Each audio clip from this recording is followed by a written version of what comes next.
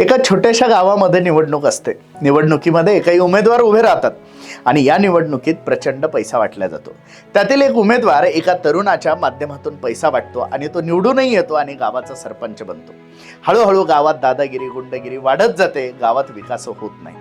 आता त्याच तरुणावरती एकदा एक टोळी हल्ला करते, त्याला मारहाण होते, त्याची जमीन लुटल्या जाते आणि जेव्हा हा तरुण आपल्या सरपंचाकडे जातो आणि दाद मागतो तेव्हा तो सरपंच सांगतो, अरे मित्रा, तुला निवडणुकीच्या वेळी जो पैसा वाटलेला होता तोच तर व्यक्ती तुझ्यावरती अन्याय करतोय। आता त्याला मी बोलू शकत नाही कारण त्याच्याच पैशातून मी निवडून आलोय।